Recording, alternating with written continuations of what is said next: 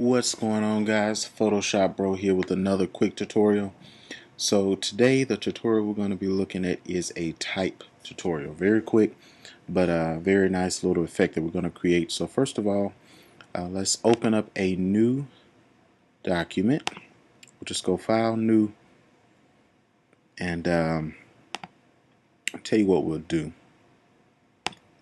Let's just set our size here to, let's say, 10 by 8 inches, and let's put the resolution at 100. All right, hit OK. Here's our new document. Now let's also open up an image. Okay, so this image here will be our background. Open this with Photoshop. Bam, there we go.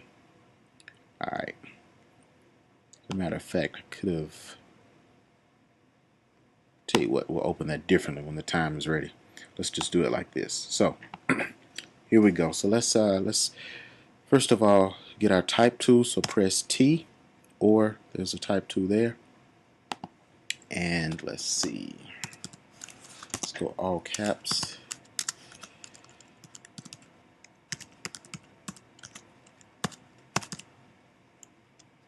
All right, and let's see. I'm going to change my font type.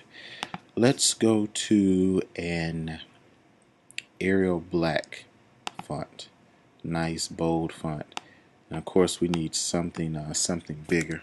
Let's make sure all of this is selected, and let's see. That's good, but I want even bigger than that. So let's say it's too big. Let's see. It's pretty big there. So there we go. Alright, so we've got our font here. Now the next thing that we're going to do is let's move this out the way, and let's bring in our image. Okay, so I have mine on the desktop actually, so I'm just going to drag it in. Bam, just like that. There we go. Alright, so now we've got our image. Now what we're going to do is we're going to use this thing called a clipping mask. The way the clipping mask works is basically, I'm just going to hit OK here. Basically, the clipping mask allows you to take a shape, or in this case, font, and basically fit whatever is on top into this. So what I'm going to do is turn that back on, right click here, and you will see Create Clipping Mask. Bam, there it is. So now we see how it goes right inside of our font there. Now let's say I want to move this around. So with the photo still selected, because it's still on, I'm going to hit Command T, and I can scale or move or whatever I want to do. So let's see. Let's just kind of play around here. Let's say I want to come in about here. Now that looks good. Another thing that we can do to add a little bit more to this is go to the text layer, and I'm going to right click, and let's go to blending options, and let's just look at a few things that we could do here if we want to add a little bit more to this. So one thing we could do, we could add a drop shadow. Drop shadow is nice. That looks okay. Now it's good if you choose a drop shadow, choose the blend mode normal. It looks a little bit better. We can go in here, we can control the size. So if we wanted to go here to spread, that would kind of smooth it out a little bit there. And distance if we wanted it far. I don't really like it far like that. I like mine right, kind of right up on it, about like so. So that could be okay. That would look good. But what I prefer even more so, and to me this kind of has a feeling that you even more so feel something is behind it.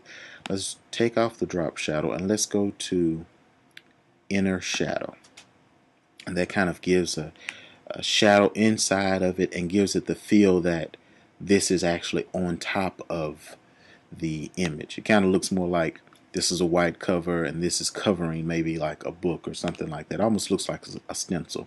So same thing, I could go here, inner shadow, and again, normal is a little bit better. You could adjust the angle if you wanted to. I think the angle that by default that is set at is a very good angle to choose. So it's kind of right in here. And of course you could adjust the size if you want it. So it's good to keep the size about there. The distance, that kind of looks too bad now, but if you kind of keep it a little close, it actually has a really nice look to it. And there we go. So just one quick tutorial, just kind of showing what you could do.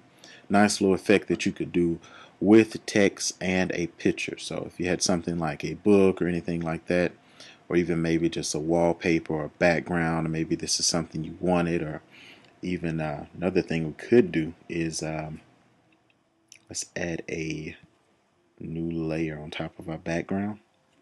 And let's see, let's go here to our paint tool. And I just right click right there. That's another thing.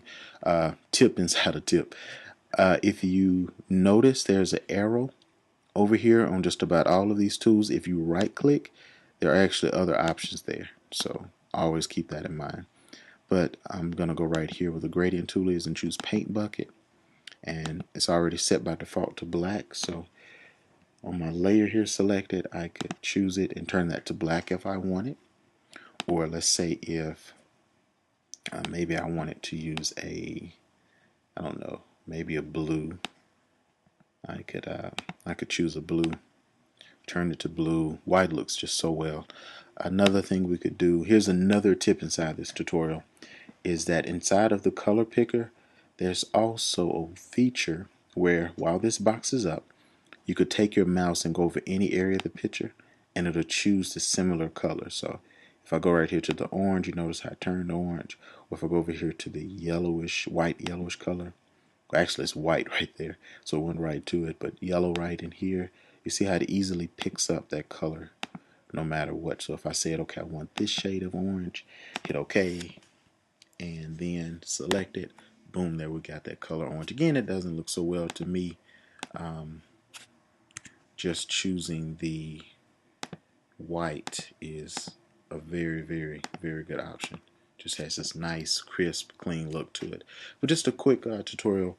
Again, just a text and photo effect that you could easily use. So hey, thanks for watching. If you like the video, please select like at the bottom. And as always, please subscribe to the channel. Hope you enjoyed it.